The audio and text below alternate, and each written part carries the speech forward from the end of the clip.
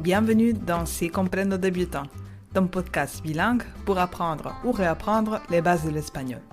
Je m'appelle Paloma, je suis professeure certifiée et j'aide des passionnés comme toi à mieux comprendre l'espagnol pour mieux le parler. Tu veux savoir comment y arriver et ce même si tu es débutant? Alors télécharge l'entraînement audio que j'ai créé pour toi sur sicomprendo.net. Et maintenant, profite de ce moment rien que pour toi. Hola Caracola, ¿qué tal estás? Bienvenue dans l'épisode du mois de mars de ton podcast Si Comprendo Débutant qui te permet de mieux comprendre l'espagnol pour mieux le parler, même si tu es débutant. Dans l'épisode précédent, tu as découvert la chanson Agua du groupe espagnol Jarabe de Palo. Je t'ai expliqué la signification des paroles et tu as pu t'entraîner à parler grâce à l'exercice de questions-réponses.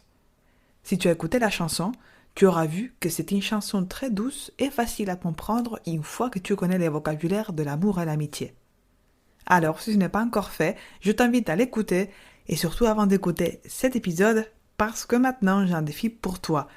Est-ce que tu serais capable de traduire la phrase suivante en espagnol?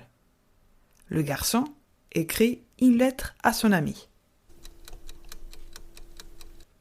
Bien, el chico escribe una carta à su amiga. On change de vitesse. Il lui écrit une lettre. Le escribe una carta. Génial.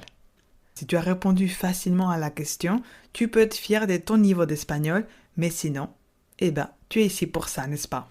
L'histoire que tu vas écouter aujourd'hui est, je pense, l'une des plus pratiques que j'en ai faites jusque-là, car elle va te permettre d'acquérir les verbes de la routine en contexte. Parler des actions quotidiennes, c'est le genre de sujet qui se trouve à cheval entre les niveaux débutants et intermédiaires.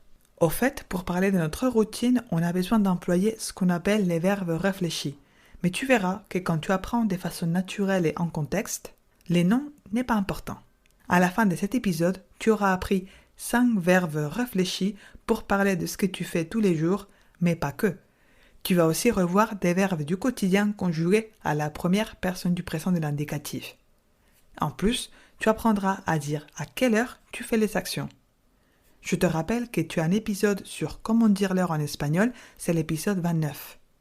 Si tu ne sais pas encore comment dire l'heure, je te conseille de commencer par celui-là, puis de revenir à cet épisode pour l'écouter. Avant de démarrer, je prends juste le temps de saluer Franck qui a laissé un petit mot d'encouragement pour les podcasts sur Apple Podcast. Belle découverte, 5 étoiles. En quête de me remettre à l'espagnol, je suis tombée sur ton podcast, j'adore. Merci beaucoup pour ce que tu nous apportes. Muchas gracias, Frank. Vous savez, je ne vous demande pas de rédiger ces évaluations positives juste pour alimenter mon ego, même si je vous avoue que ça fait super plaisir. En fait, elles sont essentielles pour que les plateformes de podcasts continuent à montrer les contenus à d'autres personnes potentiellement intéressées. C'est pourquoi je te demande de prendre une petite minute de ton temps pour te créer un profil sur Apple Podcast si ce n'est pas encore fait et de laisser un mot pour partager en quoi cet épisode t'aide dans ton aventure hispanique. Je peux compter sur toi? Je sais que oui, alors merci d'avance. Gracias de antemano. Passons maintenant sans plus tarder à l'histoire du jour. Je t'invite à te mettre dans un état de calme et à te concentrer sur ce que tu comprends, mais surtout à accepter de ne pas tout comprendre. Je te le rappelle, si tu comprends l'essentiel pour suivre, c'est très bien. Sinon, pas de panique, ne te dis pas que tu es nul. Réécoute de nombreuses fois de façon espacée et surtout pratique avec moi pour t'habituer à t'entendre parler espagnol. Comenzamos en 3, 2, 1.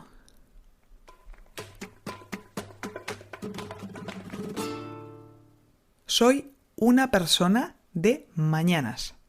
Significa que me gusta levantarme temprano, me levé tôt. Por la mañana tengo mucha energía, pero por la noche me siento cansada, fatiguée. Question pour toi, me gusta levantarme temprano o tarde? Me gusta levantarme temprano. ¿Y a ti?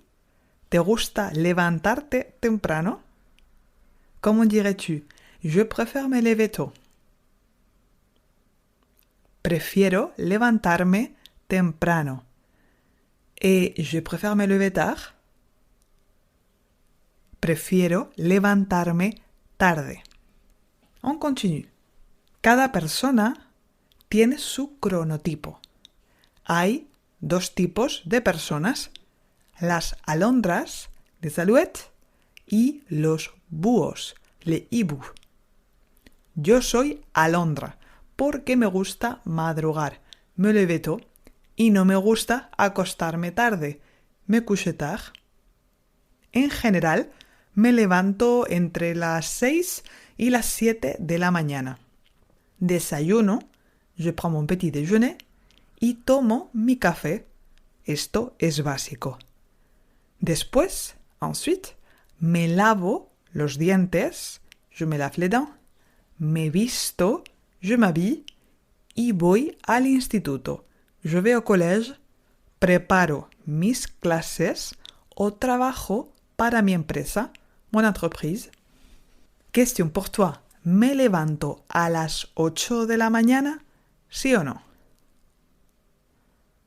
No, me levanto entre las 6 y las 7. ¿Y tú? ¿A qué hora te levantas? Comment dirais-tu? Je me lève à 7h30. Me levanto a las 7:30. Je me lève à 6h45. Me levanto a las 7 menos cuarto. Continuons l'histoire. Como a las 12. Aunque, bien que, en España comía, je mangeais, a las 2. Por la tarde también trabajo, normalmente hasta las 6 de la tarde. Después hago deporte, je fais du sport, o cocino, je cuisine. Según el día, ça dépend du jour.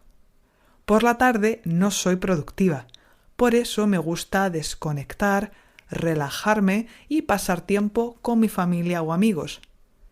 Si eres una persona búho, te pasa al revés, l'inverse. Por la tarde o por la noche eres muy productivo. En cambio, en revanche, yo ceno pronto, je dîne tôt, sobre las 8 de la noche, después me ducho, veo una serie, leo un poco y me acuesto. Me acuesto temprano, no más tarde de las 10:30 ou 11 de la noche. Question pour toi. Allez, c'est le moment de parler espagnol avec moi. ¿Eres productivo por la mañana o por la tarde? Allez, comment dirais-tu? Je suis plus productif le matin. Soy más productivo por la mañana. Imagine maintenant que tu me demandes à quelle heure je mange. Quelle question me poserais-tu? Bien, ¿a qué hora comes? ¿Tu te rappelles? ¿Como a las 12 o a las 2? Ahora, maintenant, como a las 12 en Francia, pero antes, en España, comía a las 2. Rappelle-toi qu'en espagnol, on ne dit pas 14h, 15h ou 16h. Ça s'arrête toujours à 12h, comme les Anglais, et ensuite il faut transformer. 14h devient 2 de la tarde, 15h devient 3 de la tarde, et ainsi de suite. On va voir si tu as compris. Dernière question pour toi. ¿A qué hora te acuestas? Tu te couches. Comment dirais-tu? Je me couche à 22h. Me acuesto a las 10. Encore une, je me couche à minuit. Me acuesto a las 12. Et pour terminer, je me couche à 1h du matin. Me acuesto a la 1. Ya está, felicidades. Si on récapitule, tu as appris 5 verbes réfléchir pour parler de la routine. Est-ce que tu es capable de me dire, est-ce que ça veut dire me levanto? Je me lève. Me lavo los dientes. Je me lave les dents. Me visto. Je m'habille. Me ducho. Je prends ma douche. Me acuesto. Je me couche. Phénoménal. Puis, on a vu aussi 10 verbes fréquents conjugués à la première personne du présent de l'indicatif. On y va? Vamos? Desayuno. Je prends mon petit déjeuner. Par exemple, tomo un café. Je prends un café. Tomo un té. Tomo un chocolate caliente, etc. 2. Voy al instituto. Je vais au collège, au lycée. Voy al trabajo. Je vais au travail, au boulot. Preparo las clases. Je prépare mes cours. Preparo la comida. Je prépare à manger. Trabajo en mi empresa. Je travaille dans mon entreprise. Trabajo desde casa. Je travaille depuis la maison. Como? Je mange. Hago deporte. Je fais du sport. Cocino. Je cuisine. Ceno. Je dîne. Veo una serie. Je regarde une série. Leo. Je lis. Voilà, j'espère que cet épisode t'a aidé à rebooster ta motivation pour apprendre l'espagnol de manière simple et intéressante. Je sais que cette histoire est riche en vocabulaire, donc je te propose de faire une pause de quelques jours et de la réécouter plus tard pour tester tes connaissances. De mon côté, je continue à travailler sur les cours en ligne espagnol pour voyager qui sera basé sur ce même principe. Des histoires faciles et compréhensibles pour acquérir les vocabulaires de façon instinctive et activer ta fluidité, même si tu es débutant.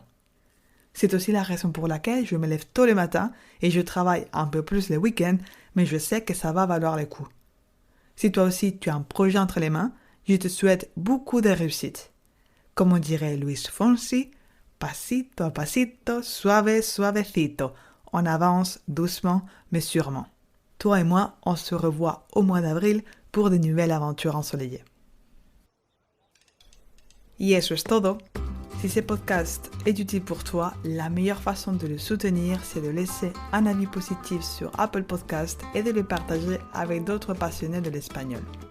Et rappelle-toi, si cette année tu es décidé à parler espagnol, on peut parcourir un bout de chemin ensemble.